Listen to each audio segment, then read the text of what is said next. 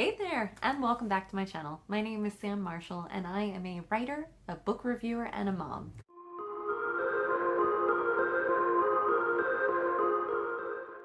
Today, we are going to be doing the reading habits tag. I first saw this done by Noelle Gallagher on her channel, and she apparently had gotten the questions from Ariel Bissett. And so I decided I was going to go ahead and answer the same questions because they sounded really cool and I thought it would be fun. So here we go. The first question that is on the list is, do you have a certain place at home for reading? No, I generally don't. I do have favorite places to read.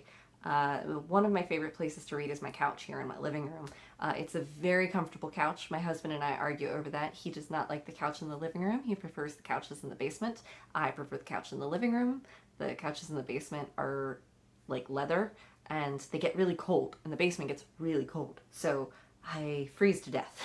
And I bundle under like 3 blankets to stay warm. So I prefer the couch in the living room because it is cloth and it's a little deeper and I can snuggle into it. It's got a bunch of pillows, and yes, I still cuddle with a blanket because I do that. That's the thing I do when I read, is I have to be under a blanket. It could be summer, doesn't matter, I'm under a blanket. I think the only thing that's different is if I'm reading outside in the summer. There's no blanket involved. So when we're talking about places to read, such as furniture to read on, the couch in my living room is ideal. If we're talking physical spaces to be in while you're reading, my sunroom, which is where my office is absolutely perfect for reading because, of course, you've got windows all around so you can see everything outside. You get all the natural sunlight coming in. I adore it. And I especially love it in winter when it is snowing.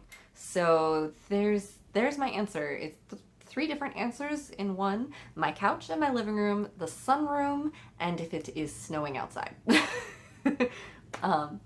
So that, and oh, I didn't think this. I love reading at the beach. Just laying on a blanket in the sand, in the sun, flipping through the book. And yes, I am one of those. I don't care if I get sunscreen on my book, and it does happen. But I also purposely only bring books to the beach that I'm okay with getting sand and sunscreen on. And I love that when you bring it back from the beach, it smells like the beach. So I think that answers that question, right? Like, do you have a place that you like to read? Everywhere, just everywhere. Okay, so question 2 is bookmark or random piece of paper. So I do both. I do have bookmarks, and I would like to say that I have really nice bookmarks. I do have a couple, but I tend to put them in places where they won't get damaged, and then I forget where I put them, so then they're never where I need them to be when I'm in the middle of reading a book. So a lot of times I end up using if it's a library book, I end up using the receipt, the borrowed receipt, as my bookmark. Or if I'm somewhere else in my house other than my bedroom, which is where I have the bookmarks most of the time, I will just take like a folded piece of paper and stick it in there. I'll take like a post-it note, stick it in there. I'll take a business card if that's what I have sitting around, and I'll stick it in there. I don't dog-ear the pages though. I used to years ago, and I mean years ago, and my sister actually used to give me grief about that all the time because she would never dog-ear her pages, and I used to adhere to the thought that my books need to look lived in. They need to look like they had a life of their own, and so that meant dog-earing pages. But I'm at a point now where I don't like to dog-ear my pages. I'll do other things, but I won't dog-ear them. So, all right, moving to question 3. Can you just stop reading, or do you have to stop after a chapter or a certain amount of pages? I would say before having my daughter, I would want to finish that chapter if I could, or at least that section, like that scene that I was in, especially if it was like an intense scene. Like, there's nothing worse than like you're in the middle of a battle and somebody comes walking in and just starts talking to you, and you're just like, hey, come on, hold on a minute, like give me like 5 minutes to finish the scene and then I'll come talk about whatever you want to talk about. But right now I'm in it. I'm just in it. So yeah, but after having my daughter, we kind of just have to be able to sit it down, and that's something I've had to learn to do. It's a skill I now have. I can sit it down and I'll pick it right back up. I might have to reread like the last paragraph or something just to reorient myself into the situation. But yeah, I can sit it down without stopping at a certain point, without it like ruining my day or bothering me. Ooh, 4. Here we go. 4. Do you eat or drink while reading? Always. Always. I'm the kind of person that would, when I went out, now with COVID I don't go out, when I went out, I would take a book with me everywhere. I made sure I had a big enough bag with me that I could carry the book I was working on. And if I was almost done that book, I would have a second book with me. And so that meant I was reading all the time. So reading during lunch, having a cup of coffee, reading at night, I would have a snack, or I would have, you know, whatever drink, like I would have hot tea or something with me, or sometimes even alcohol at night, you know. Not very often though, honestly. Like I might have a glass of wine, but especially in the last like 2 years, my go-to has been more like tea or like kombucha. Ooh, kombucha. Yeah, I generally have that too while I'm reading. Although again, I like to be warm when I'm reading and like snuggle, and kombucha is cold. So if it's a hot day, kombucha. If it's a cold day, give me some hot chocolate, give me some hot tea, give me some coffee that I've probably reheated like 4 times. Yeah, I do that too. I reheat the same cup of coffee multiple times. Kids, man, you just, yeah, you learn, you just adapt. All right, 5. Multitasking. Oh gosh. Okay, so it's talking about, do you listen to music or TV while you're reading? I can listen to music. I absolutely can listen to music, but I can't listen to music with like lyrics. I have to listen to like gaming music or like soundtrack music. And my favorite is, of course, listen to the Skyrim soundtrack. I love listening to that. Oh my god. And then I didn't even realize that on YouTube they have ambiance. Like there are channels that they do the Skyrim ambiance, and so you can actually have the images of Skyrim and listen to the music. How awesome is that? Ugh. Thank you, Elliot Brooks, for pointing that out to me, because that is all that I have had as my background music while I'm editing and while I'm reading lately. It's just always on, and I adore it, because man, do I love that game. I love that game so much. I listen to soundtrack music, generally speaking, or music that is just acoustic or anything without lyrics, because if there's lyrics, like Enya I could probably listen to fine with reading, and I've done that before. She has lyrics, but her voice is just so soothing. I can just relax into it, you know, but I don't get distracted from it. Now, TV? Oh, no. I cannot do TV while reading. I can't. I can sit while my husband's playing a video game and read. It is not the most submersive for me when I do that. And generally speaking, I definitely it has to be a book. Sorry, I'm like itching my back. Just dry skin, man, it sucks. Generally speaking, I have to be very, very interested in the book for that to work, because if I'm not extremely interested in it and I'm just kind of reading through like a slow part, I'm gonna get distracted like crazy, because video games are awesome and they have wonderful storylines too, and I just kind of get sucked into it. So yeah, no TV for me. No TV for me, because I'll get way too distracted by it. Next question, number, I think 6.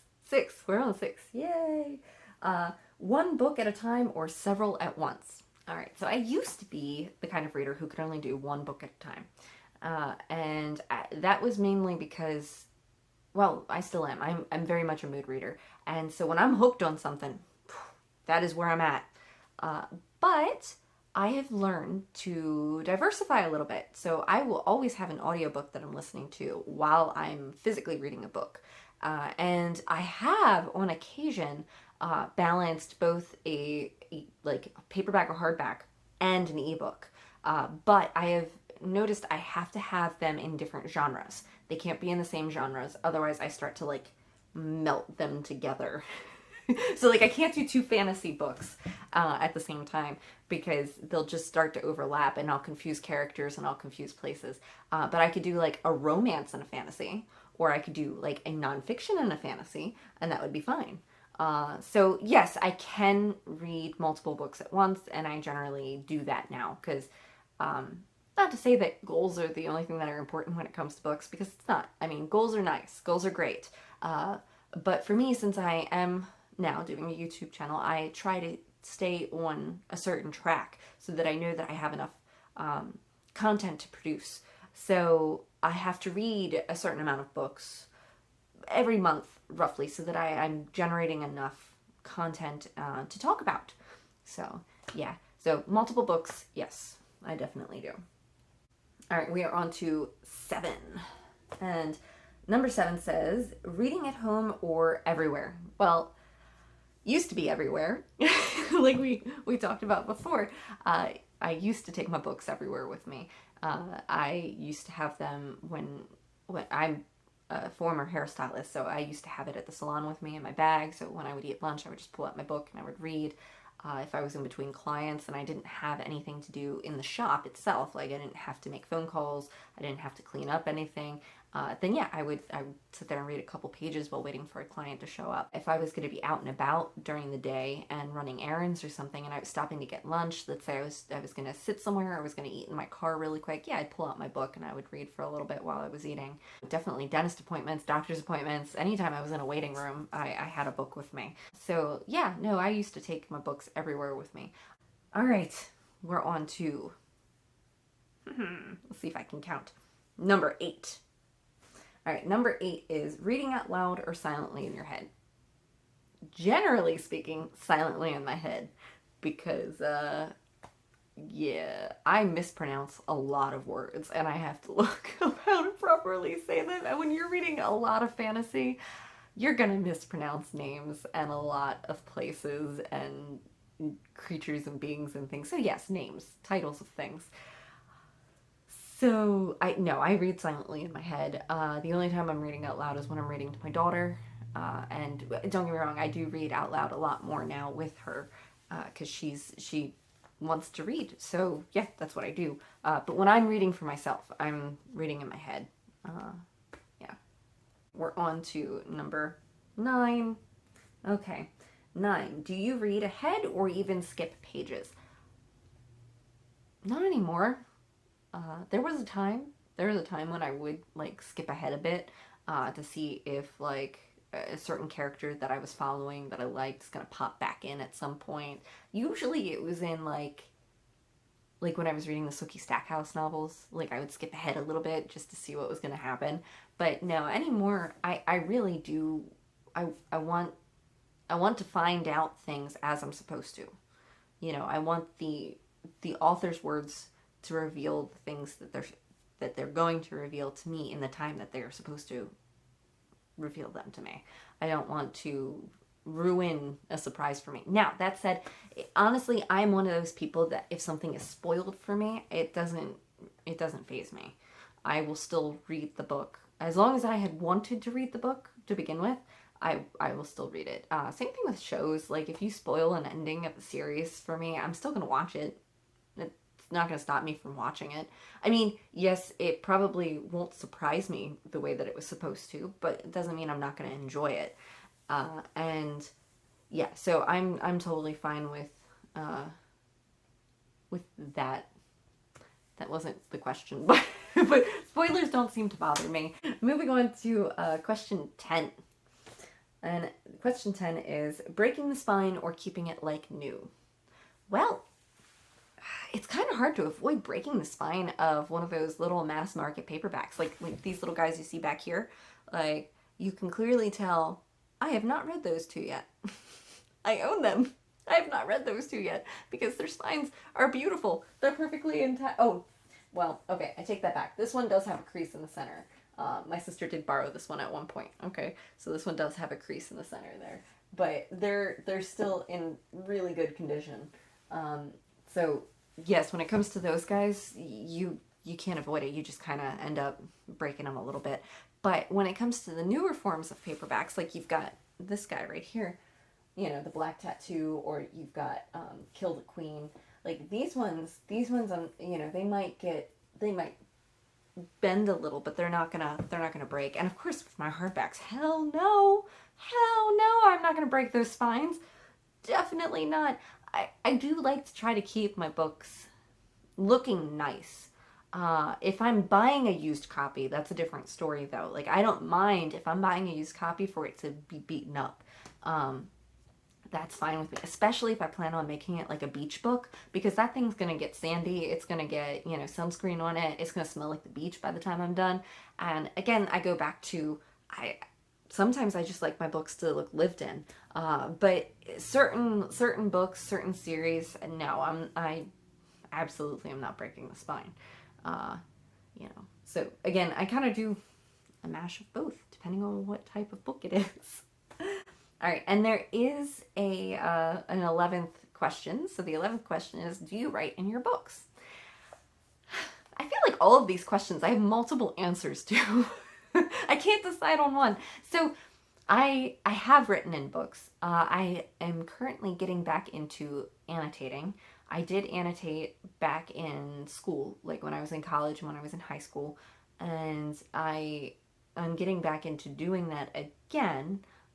Growing up, when I was in middle school through high school, I used to actually write my name in the inside flap of the book or the inside cover of the book, and write the year, sometimes even the month and the year that I was reading it and when I finished it, just so I would have a record of when it was written. And my thought was, if this book ends up in somebody else's hands, it's like a little piece of that book's history is right there. Because I loved when I would get used books and it would have people's names in it, and it would have like a note from who had given that book to them, you know?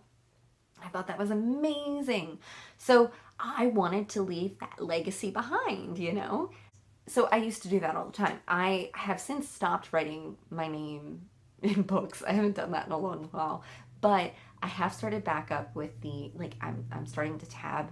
And especially since I'm writing reviews now, I am like writing little notes to myself during my read through of, you know, like, oh, you know, that was funny, or what, like, why did they do that, or, you know, just little, whatever I happen to feel at that point, whatever my reaction happens to be at that point, or if I think it's going to be important, you know, I make sure to make a little note of it. And I have learned, because I tried initially immediately tabbing everything in a color-coded form and like going about it very scientifically, and I've since nixed that because it deterred me from my enjoyment of the book itself. So now what I do is, if I'm going to make a note, I just grab one of my regular like little post-its, mini post-its, stick it on that page, and then keep going, so that I don't have to worry about trying to categorize it. I don't have to find why I wrote it or where it's going to fit. I just do that, and then when I go back later to write the review, I reread all of my little notes, and then I can categorize my tabs and, you know, put them together to create my review in a post. So yes, the very short answer is yes, I do write in my books. Don't think I'll write in pen though. I think I'll write in pencil. There's something so permanent about pen, and I don't know if I want to write in pen. I think I just want to write in pencil. Well, I do write in pencil. I don't think I'll change that. Let's put it that way. Anyway, that is the end of the reading habits tag. I hope you enjoyed that. I had a lot of fun. I hope you know a little bit more about me, and wonder if any of the things that I do in my reading habits bothers you. Feel free to use this tag. Consider yourself tagged, and go ahead and answer these questions as well. If you want, talk about it in the comments below. Let me know if your answers to any of these 11 questions was different from mine, or if you think I'm crazy for doing the things that I do. I would love to hear from you guys. Love to talk about that. I suppose that's the end of this video. So if you guys liked what you saw, please give me a thumbs up, and make sure to give a subscribe down below so you can be notified the moment I upload a new video. Until the next time, take care of yourselves, and I'll see you in the next video. Bye!